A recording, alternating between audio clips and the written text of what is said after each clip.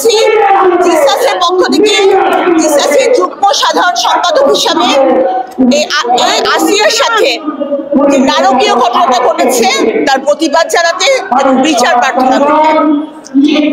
আসিয়া কিন্তু শুধু একটা নাম, কিন্তু আসিয়া হচ্ছে এই যে বাংলাদেশে নারীদের উপরে যে সহিংসতা চলছে, ডোমেস্টিক ভায়োলেন্স এবং সোশ্যাল ভায়োলেন্স, সেই একজন অত্যাচারিত নারীর প্রতিনিধি হচ্ছে 8 বছরের আসিয়া।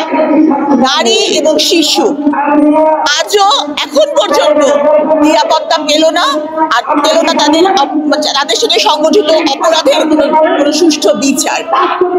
দেখা যায় যে আইনি প্রক্রিয়াতে যদি বা ধর্ষকদের কোনো বিচার হয়ও, তারা খুব সুন্দরভাবে আইনের পাক বলে বের হয়ে চলে যেতে পারে। তো এই জন্যই আমি আজকে এসেছি এই প্রতিবাদ করতে এবং এটা জানাতে যে দ্রুত বিচার। আপনারা একটা কথা জানেন, justice delayed is justice denied. যত জাস্টিসের ডিলে হবে, জাস্টিস ততই ডিনাইড হবে। এজন্য দ্রুত বিচার আইনে এই যে আসিয়ার সাথে সংগঠিত অপরাধ এবং অপরাধের দৃষ্টান্তমূলক শাস্তি দাবি করি। এবং সেই সাথে আমি বলতে চাই যে এমন কোনো সময় বা এমন কিছু দেওয়া উচিত না যে এই অপরাধ খুব সুন্দরভাবে কয়েকদিন পরেই জামিন পেয়ে বার হয়ে চলে যেতে পারে। এই ধর্ষণটাকে অজামিনযোগ্য অপরাধ হিসাবে গণ্য করতে হবে।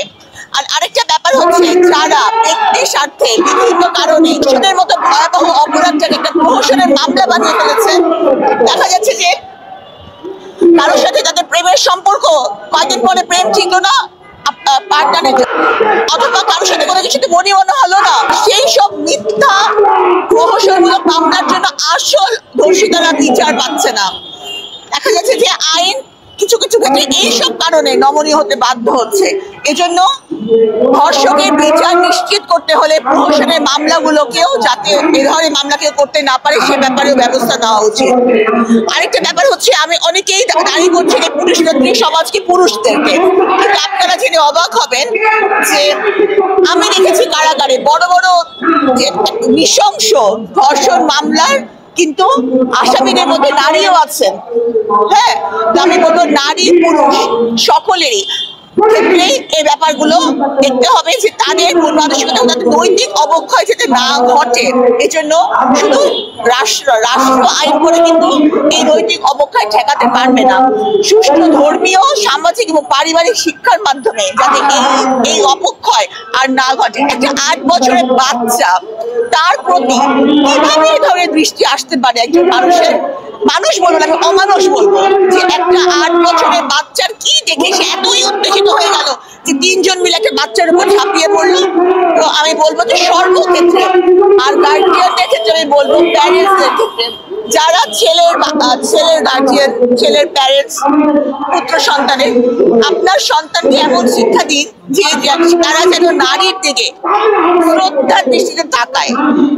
আর মেয়ে সন্তানের, কন্যা সন্তানের যারা প্যারেন্টস, তাদেরকে আমি বলবো কখনো কাউকে দিয়ে, আমি আবার রিপিট করছি, কখনো কাউকে দিয়ে আপনার কন্যা সন্তানকে বিশ্বাস করবেন না। সকল সময়ে, সকল রিলেশনে আপনার কন্যা সন্তানের নিরাপত্তা নিশ্চিত করুন। কোথাও অপরিচিত জায়গায়, সেখানে যদি পুরুষ নাও থাকে, তারপরেও আপনার কন্যা সন্তান কোথায় যাচ্ছে তার উপর কঠোর মনিটরিং করুন।